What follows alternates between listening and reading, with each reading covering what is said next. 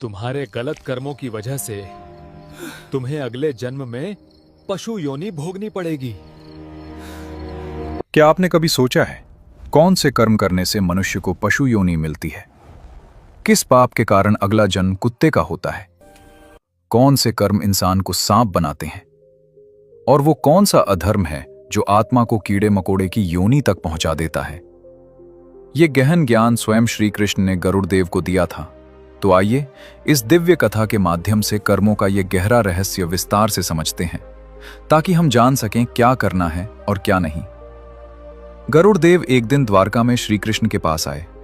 उनके मुख पर गहरी जिज्ञासा थी और मन में एक प्रश्न जो उन्हें भीतर से व्याकुल कर रहा था। प्रणाम कर वे बोले, प्रभु, मैंने देखा है कि मृत्यु के बाद कुछ जीव मनुष्य योनि में नहीं लौटते।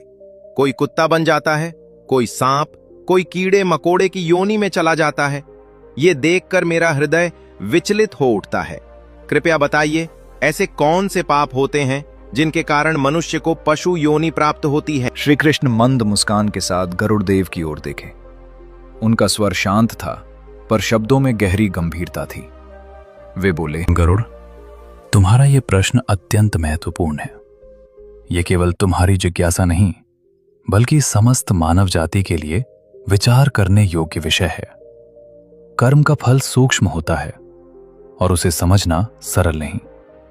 थोड़ा ठहर कर श्री कृष्ण ने आगे कहा, इसका उत्तर मैं तुम्हें सीधे नहीं, बल्कि एक कथा के माध्यम से दूंगा। यह कथा हर उस मनुष्य के लिए कल्याणकारी होगी जो अपने कर्मों और उनके परिणामों को समझना चाहता है। इतना कहकर श्री कृष्ण कथा आरंभ करने लगे और गरुड़देव ध्यानपूर्वक सुनने लगे। बहुत ही समय पहले की बात है। एक शांत और हरियाली से भरे गांव में एक ब्राह्मण रहता था। उसका घर सादा था, पर उसमें संतोष और शांति का वास था। ब्राह्मण वेदों और शास्त्रों का गहरा ज्ञान रखता था। उसका जीवन नियम, संयम और धर्म के मार्ग पर चलता था।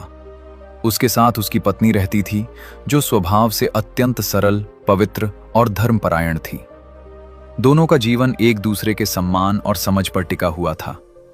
ब्राह्मण की पत्नी प्रतिदिन प्रातः ब्रह्म मुहूर्त में उठती, स्नान करके स्वच्छ वस्त्र धारण करती और सबसे पहले तुलसी के पौधे में जल अर्पित करती। दीप जलाकर वह ईश्वर का स्मरण करती और पूरे मन से प्रार्थना करती। उसके लिए यह केवल एक नियम नहीं था, बल्कि श्रद्धा से भरा हुआ भाव था। घर के हर काम में उसका मन लगा रहता और वह बिना किसी शिकायत के अपने कर्तव्यों का पालन करती। उनके घर में धन, अन्न और सम्मान की कोई कमी नहीं थी। गांव के लोग ब्राह्मण का आदर करते थे और कठिन समय में उससे सलाह लेने आते थे। पर एक कमी थी जो दोनों के हृदय में चुपचाप पीड़ा बनकर रहती थी।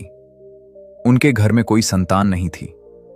विवाह के कई वर्ष बीत गए थे, पर सूना आंगन उन्हें भीतर से कचोटता रहता।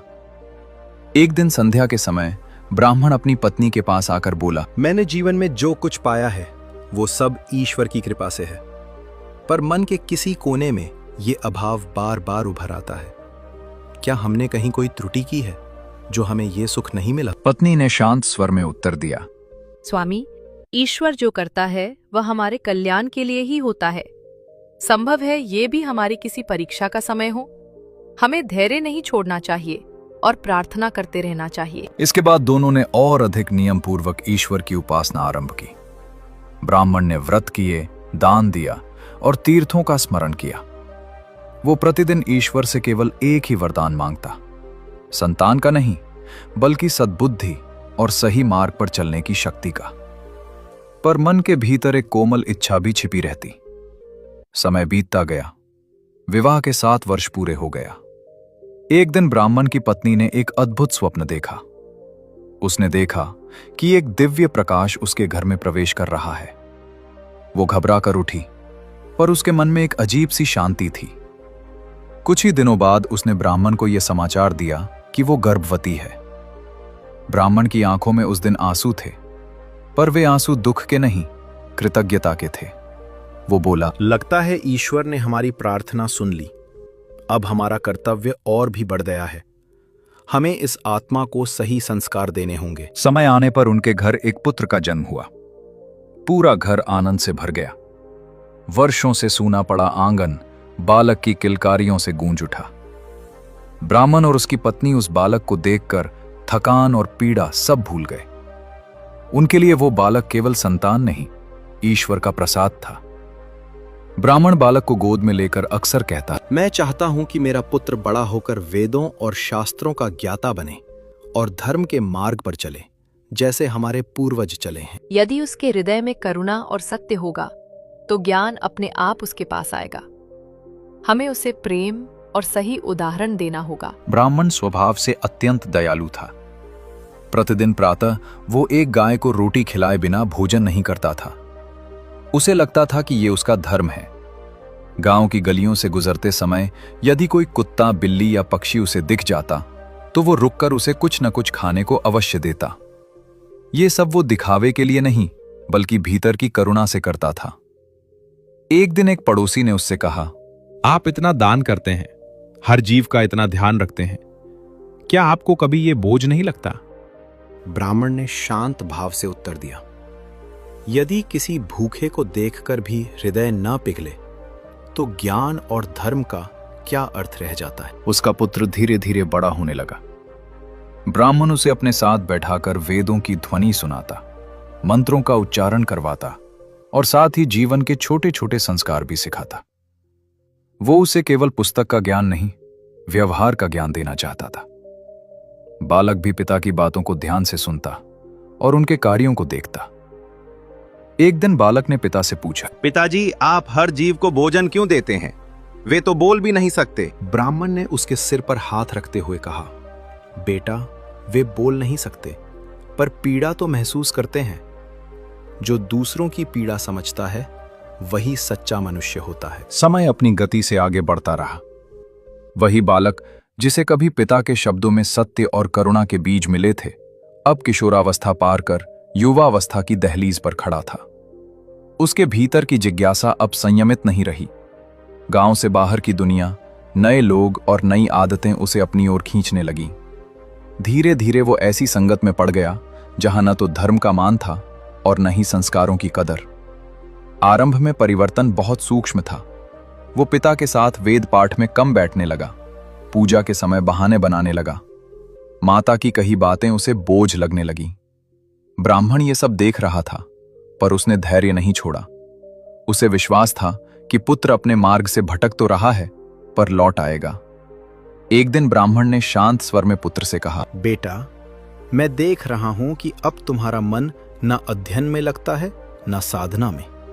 बताओ, क्या तुम्हें कोई कष्ट है या हमसे कोई भूल हो गई है? पुत्र ने उपेक्षा से उत्तर दिया, पिताजी, आप हर बात को धर्म और नियम से क्यों जोड़ते हैं? आज की दुनिया अलग है। हर समय ग्रंथों में डूबे रहना जीवन नहीं होता।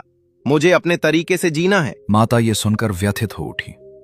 चिंता के साथ बोली, बेटा, अपने तरीके से जीना गलत नहीं है, पर सही और गलत का भेद जानना भी आवश्यक है।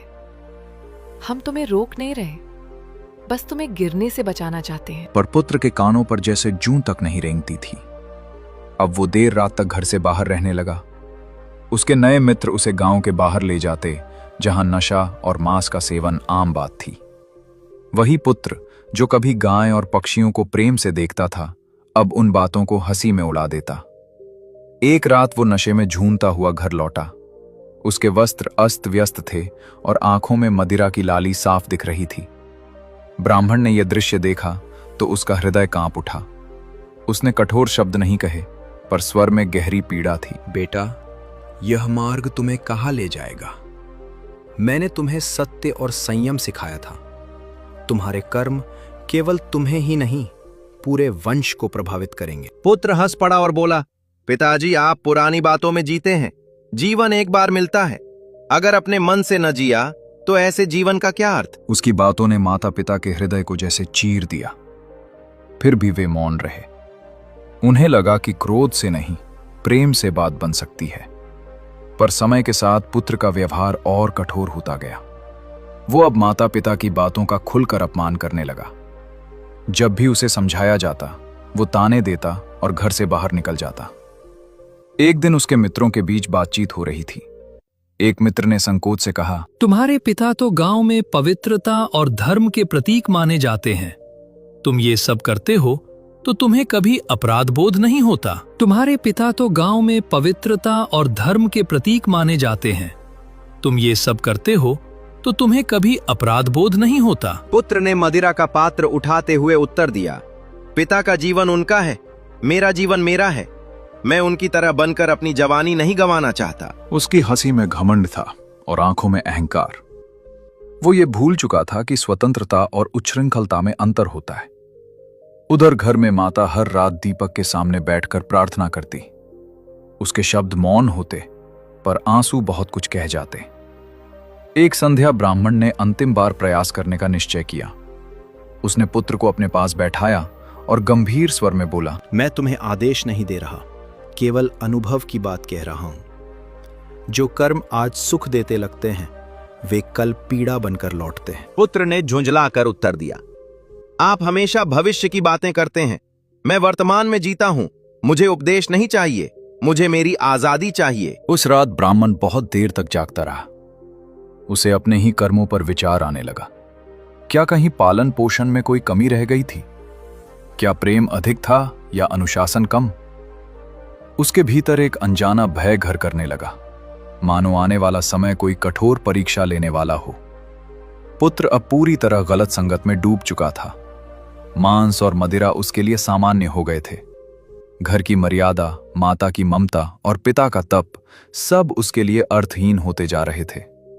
वो अपने कृत्यों को तर्कों से सही ठहराता, पर भीतर कहीं एक खालीपन भी था जिसे वो स्वीकार नहीं करता था। समय बीतने के साथ ब्राह्मण के पुत्र के शौक और अधिक बढ़ते चले गए। मदिरा, मांस और अय्याशी अब उसकी आदत नहीं, आवश्यकता बन चुकी थी। पर उसकी अपनी कोई कमाई नहीं थी। अब तक वो जो कुछ करता आया था पिता के धन पर ही निर्भर था।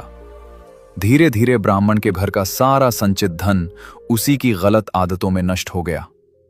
जो घर कभी संतोष और सादगी का प्रतीक था, वहां अब अभाव ने दस्तक दे दी। एक दिन वो फिर पिता के पास आया। उसके स्वर में विनय नहीं, अधिकार था। उसने रूखे स्वर में कहा, मुझे धन चाहिए। मेरे मित्र प्रतीक्षा कर रहे हैं। आज मुझे खाली हाथ नहीं जाना है। ब्राह्मण ने उसकी आंखों में देखा। वो समझ गया था कि ये धन किसी अच्छे कार्य के लिए नहीं मांगा जा रहा। भारी मन से उसने उत्तर दिया, बेटा, अब मेरे पास देने को कुछ भी नहीं बचा। जो था वो सब तुम्हारे शौकों में चला गया, और मैं ऐसे कर्मों के लिए अब और धन नहीं दे सकता। ये सुनते ही पुत्र का क्रोध भड़क उठा। तो आपने मुझे बेसहारा छोड़ दिया। आपने कभी मेरी इच्छाओं को समझा ही नहीं। अगर धन नहीं दे सकते तो मुझे उपदेश देने का भी अधिकार नहीं रखते। माता बीच में आई। उसके स्वर में कांपती हुई पीड़ा थी। बेटा, क्रोध में ऐसा मत बोलो। हमने तुम्हारे लिए क्या नहीं किया। आज भी तुम्हें सही मार्ग पर लाने की आखिरी कोशिश कर रहे हैं। पर पुत्र पर जैसे अंधकार छा गया था। गुस्से में उसने घर का सारा मान मर्यादा भूलकर माता पिता से झगड़ा किया। कटु शब्द बोले, अपमान किया और अंत में उन्हें घर से बाहर निकाल दिया। जिस आंगन में उन्होंने उसे चलना सिखाया था, उसी आंगन से वे आज अपमानित होकर निकल पड़े। ब्राह्मण की आंखों से आंसू बह रहे थे, पर वो शांत था। उसने पत्नी का हाथ थामा और कहा, संभव है यही हमारे कर्मों की परीक्षा हो। ईश्वर जहां ले जाएंगे वहीं हमारा आश्रय होगा। रात के समय दोनों जंगल की ओर बढ़ते चले गए। न कोई ठिकाना, न कोई साधन। चलते चलते वे एक आश्रम पहुंचे जहां एक वृद्ध गुरु रहते थे। गुरु ने उनके चेहरे पर पीड़ा और तप दोनों को पहचाना। आप यहां शरण लेने आए हैं, गुरु ने शांत स्वर में कहा। यह आश्रम सबके लिए खुला है, जब तक चाहें यहां निवास करें। उधर ब्राह्मण का पुत्र अब पूरी तरह पतन के मार्ग पर उतर चुका था। माता पिता के जाने के बाद उसके पास न धन बचा था, न कोई सहारा। पर उसके शौक कम नहीं हुए। जब मदिरा और अय्याशी के लिए धन समाप्त हो गया, तो उसने एक और घोर मार्ग चुन लिया। उसने जंगल में निर्दोष, बेजुबान पशुओं का शिकार करना शुरू कर दिया। उनका मांस बेचकर वो धन कमाता और उसी धन से फिर नशे में डूब जाता। एक रात उसके मित्रों के साथ बैठा वो गर्व से बोला, अब मुझे किसी पर निर्भर नहीं रहना पड़ता। जंगल में सब कुछ मुफ्त है, बस हिम्मत चाहिए और हाथ में हथियार। एक मित्र ने हंसते हुए कहा, तुम तो अब सच में अपने पिता से बिल्कुल अलग बन गए हो। उन्हें पता चले तो क्या कहेंगे? उसने ठहाका लगाया, वे अपने आश्रम और भजनों में खुश होंगे, और मैं अपनी जिंदगी में जिसे जो पसंद है वही उसे करना चाहिए। समय इसी तरह बीतता गया। पाप पर पाप जुड़ते चले गए। फिर एक दिन उसके शरीर पर लाल फुंसियां निकल आईं। पहले उसने ध्यान नहीं दिया, पर कुछ ही दिनों में वे पूरे शरीर में फैलने लगीं। उनमें असहनीय जलन और पीड़ा थी। वो न ठीक से बैठ पाता न लेट पाता। रातें करवटें बदलते कटने लगीं। उसने अपने मित्रों को बुलाकर कहा, मेरे शरीर में भयानक जलन हो रही है, शायद कोई बीमारी लग गई है। कुछ दिन मेरे साथ रहो, मुझे अकेला मत छोड़ो। मित्रों ने उसे ऊपर से नीचे तक देखा। फुंसियों से रिश्ता रक्त और दुर्गंध उन्हें भयभीत कर रही थी। दोस्तों ने कहा, ये तो कोई भयानक रोग लगता है, हमारे लिए खतरा हो सकता है। तुम किसी वैद्य को दिखाओ, हम यहां नहीं रुक सकते। इतना कहकर वे एक एक कर दूर हो गए। जिनके लिए उसने माता पिता को ठुकराया था, वही उसे इस हालत में अकेला छोड़ गए। वो अकेला बैठा अपने शरीर की पीड़ा से कराहता रहा। मन में विचारों का तूफान उठने लगा। आज ये मित्र कहां हैं, जिन्हें मैंने अपना सब कुछ माना, और जिन माता पिता को मैंने निकाल दिया, वे मुझसे कितना प्रेम करते थे। उसकी आंखों से आंसू बहने लगे। पहली बार उसे अपने कर्मों का भार महसूस हुआ। मैंने किसके लिए यह सब किया? मदिरा और मांस के लिए? क्षणिक सुख के लिए मैंने अपना सब कुछ खो दिया। अब उसे मां की प्रार्थनाएं याद आने लगीं। पिता के शांत शब्द कानों में गूंजने लगे। शरीर की पीड़ा से अधिक मन की पीड़ा उसे जला रही थी। वो जान चुका था कि जिसने अपनों को ठुकराया, वो अंत में अकेला ही रह जाता है। जंगल की खामोशी में उसकी सिसकियां गूंज रही थी। समय अब उसके लिए ठहर सा गया था। मित्रों के चले जाने के बाद ब्राह्मण का वो पुत्र पूरी तरह अकेला पड़ चुका था। शरीर पीड़ा से भरा था, मन पछतावे से। उसी एकांत में उसे पहली बार माता पिता की याद सच्चे अर्थों में आई। उसे लगा, यदि इस संसार में अब भी कोई उसे स्वीकार कर सकता है, तो वे केवल उसके माता पिता ही हैं। उसी क्षण उसने निश्चय किया कि वो उन्हें ढूंढेगा। न ये जानता था कि वे कहां हैं, न ये कि वे जीवित भी हैं या नहीं। फिर भी वो लंगड़ाते हुए जंगल के रास्ते पर चल पड़ा। हर कदम के साथ शरीर की जलन बढ़ रही थी, पर मन में एक ही भाव था, क्षमा मांगने का। चलते चलते वो जंगल के और भीतर पहुंच गया। पेड़ घने होते जा रहे थे। सूर्य का प्रकाश धरती तक मुश्किल से पहुंच रहा था। चारों ओर अजीब सी खामोशी थी, मानो जंगल भी उसे चेतावनी दे रहा हो। पक्षियों की आवाजें भी अब कम हो गई थीं। वो बुदबुदाया, मां, पिताजी, आप जहां भी हों, बस एक बार मुझे क्षमा कर दीजिए। कुछ दूर आगे बढ़ने पर अचानक उसे झाड़ियों में हलचल सुनाई दी। उसका हृदय जोर जोर से धड़कने लगा। अगले ही क्षण उसकी आंखों के सामने एक तेंदुआ आ खड़ा हुआ। उसकी आंखें जलती हुई थीं, शरीर दुबला था और चाल से स्पष्ट था कि वो कई दिनों से भूखा है। वो धीरे धीरे उसकी ओर बढ़ने लगा। ब्राह्मण का पुत्र भय से कांप उठा। उसके पैर जैसे जड़ हो गए। कांपती आवाज में वो बोला, मुझे मत मारो, मैं बहुत पीड़ा में हूं। मैं अपने माता पिता को खोजने जा रहा हूं। मेरे शरीर पर फोड़े हैं, मैं और नहीं सह सकता। तेंदुआ रुका। उसकी आंखों में कोई करुणा नहीं, बल्कि कठोर स्मृति थी। गहरी गंभीर आवाज में वो बोला, तुम आज अपने प्राणों की भीख मांग रहे हो। जब तुमने निर्दोष पशुओं को मारा था, तब उन्होंने भी जीवन की भीख मांगी होगी। तुमने तब उनकी पीड़ा नहीं सुनी। लड़के की आंखों से आंसू बहने लगे। वो बोला, मुझसे पाप हो गया, मैं अज्ञान में था। मुझे नहीं पता था कि ये सब इतना भयानक परिणाम देगा। तेंदुआ एक कदम और आगे बढ़ा और बोला, अज्ञान का बहाना मत दो। तुम्हें सही और गलत का ज्ञान था। तुम एक ब्राह्मण के पुत्र हो, फिर भी तुमने जानबूझकर अधर्म चुना। उसकी आवाज जंगल में गूंज रही थी। लड़का पीछे हटना चाहता था, पर शरीर ने साथ नहीं दिया। वो सिसकते हुए बोला, मैंने अपने माता पिता का अपमान किया।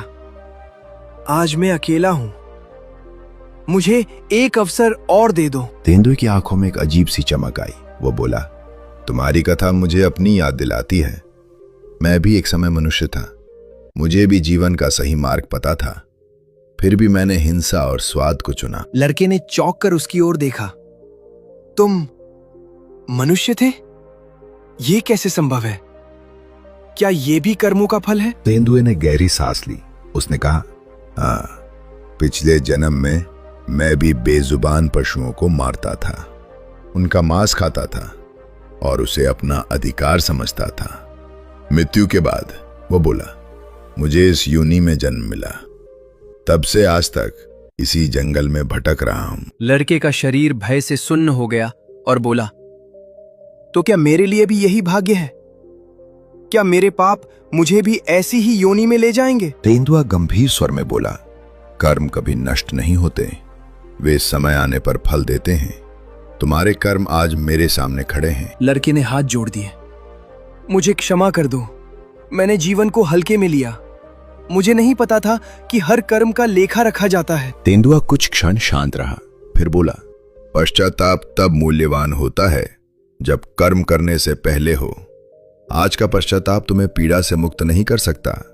आज मैं तुम्हें खाकर अपनी भूख मिटाऊंगा और तुम्हारे लिए ये भी तुम्हारे कर्मों का ही फल है। लड़का जोर से रो पड़ा। माँ, पिताजी, मैंने बहुत बड़ी भूल की। काश समय लौट सकता। पर समय कभी लौटता नहीं।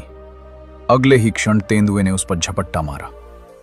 जंगल की शांति एक चीख से टूट गई। फिर सब कुछ शांत हो गया। कुछ ही पलों में उस ब्राह्मण पुत्र का जीवन समाप्त हो गया। अचानक उसके सामने दो भयानक आकृतियां प्रकट हुईं। उनके नेत्र अग्नि समान थे और हाथों में पाश था। वे यमदूत थे। एक यमदूत कठोर स्वर में बोला, तुम्हारा समय पूर्ण हो चुका है। अब तुम्हें अपने कर्मों का फल भोगना होगा। चलो, यमपुरी में धर्मराज तुम्हारी प्रतीक्षा कर रहे हैं। उस लड़के की आत्मा कांप उठी। मुझे और अवसर नहीं मिलेगा। मैं पश्चाताप कर चुका हूं। क्या अब भी कोई मार्ग शेष नहीं? दूसरा यमदूत बोला, पश्चाताप का समय जीवन में होता है, अब तो केवल कर्मों का लेखा शेष है। वे दोनों उसकी आत्मा को साथ लेकर यमपुरी की ओर चल पड़े। मार्ग में उसने अनेक आत्माओं को देखा। कोई रो रहा था, कोई कराह रहा था, कोई मौन खड़ा था। हर चेहरे पर अलग पीड़ा थी, पर कारण एक ही था, अपने कर्म। कुछ ही समय में वे यमपुरी पहुंचे। वहां का वातावरण गंभीर था। विशाल सभागृह में धर्मराज यमराज विराजमान थे। उनके मुख पर न क्रोध था न करुणा, केवल न्याय। उनके समीप चित्रगुप्त अपने ग्रंथों के साथ खड़े थे। यमदूतों ने प्रणाम कर कहा, महाराज, ये वही आत्मा है जिसने जीवन में अनेक अधर्म किए। इसे आपके सम्मुख उपस्थित किया गया है। यमराज ने गंभीर दृष्टि से आत्मा की ओर देखा। उन्होंने कहा, चित्रगुप्त, इसके कर्मों का पूरा लेखा प्रस्तुत करो। चित्रगुप्त ने ग्रंथ खोला। उनका स्वर शांत था, पर शब्द कठोर सत्य से भरे थे। ये आत्मा एक धर्मनिष्ठ ब्राह्मण की संतान थी। इसे सही और गलत का पूर्ण ज्ञान प्राप्त था। फिर भी इसने जानबूझकर अधर्म का मार्ग चुना। उन्होंने आगे बढ़ा, माता पिता का अपमान किया, उनके धन को नशे और विलास में नष्ट किया, निर्दोष पशुओं की हत्या कर मांस का व्यापार किया। पश्चाताप देर से किया, जब फल सामने आ चुका था। आत्मा सिर झुकाए खड़ी थी। महाराज, वो बोली, मैंने बहुत बड़ी भूल की। मैं स्वीकार करता हूं कि मेरे कर्म गलत थे। मुझसे जो भी दंड हो, मैं उसे सहने को तैयार हूं। यमराज का स्वर गूंजा, न्याय स्वीकार करना धर्म की पहली सीढ़ी है, पर यह तुम्हारे कर्मों को मिटा नहीं सकता। हर कर्म का फल भोगना ही पड़ता है। उन्होंने कुछ क्षण मौन रखा, फिर बोले, तुमने जीवन में बेजुबान प्राणियों को पीड़ा दी। अब तुम्हें स्वयं उन योनियों में जाकर उस पीड़ा को अनुभव करना होगा। यमराज ने घोषणा की, तुम्हें पहले सांप की योनि दी जाती है। इसके बाद तुम कुत्ता, मेंढक और कीड़े मकोड़ों की योनियों में भी जन्म लोगे। वे योनियां जहां भय, भूख और तिरस्कार निरंतर साथ रहते हैं। आत्मा कांप उठी। क्या ये दंड कभी समाप्त होगा? क्या मुझे मानव जन्म फिर मिलेगा? यमराज ने उत्तर दिया, जब तुम्हारे संचित कर्म समाप्त होंगे, तभी आगे का मार्ग खुलेगा। ये यात्रा लंबी है, पर न्यायपूर्ण है। इसके बाद यमदूतों ने उसे सांप की योनि में भेज दिया। अगले ही क्षण वो स्वयं को धरती लोक में एक सांप के रूप में अनुभव करने लगा। न भाषा थी, न अभिव्यक्ति, केवल भय और भूख। हर पल उसे मनुष्यों से खतरा था, हर जीव उसे मारने को तत्पर था। सांप की योनि में उसने पहली बार समझा कि भय क्या होता है। पत्थरों के नीचे छिपकर रहना, भोजन के लिए संघर्ष करना और हर क्षण मृत्यु की आशंका। उसे अपने पिछले जन्म की क्रूरता अब स्पष्ट दिखाई देने लगी। समय बीतने पर जब उस योनि का फल पूरा हुआ तो उसे दूसरी योनि में भेज दिया गया। कभी वो कुत्ता बना, जहां उसे दुत्कार और भूख मिली। कभी मेंढक, जो हर कदम पर कुचले जाने का भय सहता है। कभी कीड़ा, जिसे कोई महत्व नहीं देता। हर योनि में उसे एक ही बात समझ में आती गई, जिस पीड़ा को मैंने दूसरों को दिया, वही पीड़ा अब मेरा अनुभव बन चुकी है। उसकी चेतना धीरे धीरे परिपक्व होने लगी। उसे माता पिता का प्रेम, पिता की करुणा और माता की प्रार्थनाएं अब स्पष्ट दिखने लगी। पर अब शब्द नहीं थे, केवल अनुभव थे। कथा सुनाने के बाद श्री कृष्ण कुछ क्षण मौन रहे। फिर वो आगे बोले, मनुष्य पशु की योनि प्राप्त करेगा, उसके कई कारण हैं। पहला कारण है क्रूर हिंसा और निर्दयता। जो मनुष्य बिना किसी आवश्यकता के, केवल स्वाद, मजा या मनोरंजन के लिए पशु पक्षियों की हत्या करता है और दूसरों के दर्द को महसूस नहीं करता, उसकी आत्मा को उसी हिंसा से जुड़ी पशु योनि में जाना पड़ता है। ऐसे कर्म करुणा से शून्य होते हैं और करुणा के बिना मनुष्य मनुष्य नहीं रह पाता। फिर श्री कृष्ण ने आगे कहा, दूसरा कारण है भोजन में लोभ और असंयम। जो व्यक्ति केवल जीभ के सुख के लिए जीता है, खाने पीने में कोई मर्यादा नहीं रखता और विवेक को छोड़ देता है, उसे ऐसी योनि मिलती है जहां बुद्धि नहीं, केवल भूख और प्रवृत्ति होती है। मनुष्य को भोजन करना चाहिए, भोजन को मनुष्य पर शासन नहीं करना चाहिए। तीसरे विषय पर वे बोले, तीसरा कारण है काम वासना में डूबा जीवन। जो मनुष्य स्त्री पुरुष के सम्मान को भूलकर केवल वासना को ही जीवन का लक्ष्य बना लेता है, पर स्त्री गमन, छल और भोग में लिप्त रहता है, वो आत्मा ऐसी योनि पाती है जहां विवेक समाप्त हो जाता है और केवल प्रवृत्ति शेष रहती है। वासना पर नियंत्रण न हो तो आत्मा नीचे की ओर गिरती है। गरुड़देव ध्यान से सुन रहे थे। श्री कृष्ण ने आगे कहा, चौथा कारण है माता पिता और गुरु का अपमान। जिनसे जीवन मिला, जिनसे संस्कार और दिशा मिली, यदि मनुष्य उन्हीं का अपमान करे, उनकी सेवा से मुंह मोड़ ले, तो वह कृतघ्न कहलाता है।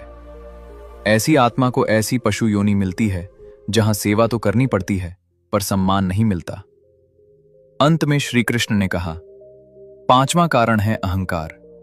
जो व्यक्ति अपने धन, शक्ति, ज्ञान या पद के घमंड में दूसरों को तुच्छ समझने लगता है, गरीब और निर्बल का उपहास करता है, उसे वही योनि मिलती है जिसे वह तुच्छ समझता था, ताकि वो अनुभव से जाने कि घमंड का फल क्या होता है। श्री कृष्ण ने बात समाप्त करते हुए कहा, गरुड़, पशु योनि दंड मात्र नहीं है, वो आत्मा के लिए शिक्षा है। मनुष्य जन्म सबसे बड़ा अवसर है। जो इसे करुणा, संयम और विनम्रता से जी लेता है, वही इस चक्र से मुक्त हो पाता है। गरुड़देव नतमस्तक हो गए। उन्होंने कहा, प्रभु, आज आपने कर्म और करुणा का सच्चा अर्थ समझा दिया। दोस्तों, यदि आपको यह कथा पसंद आई हो तो वीडियो को लाइक करें, शेयर करें और ऐसे ही धर्म व कर्म से जुड़ी कथाओं के लिए चैनल को सब्सक्राइब करें और कमेंट में जय श्री कृष्णा अवश्य लिखें।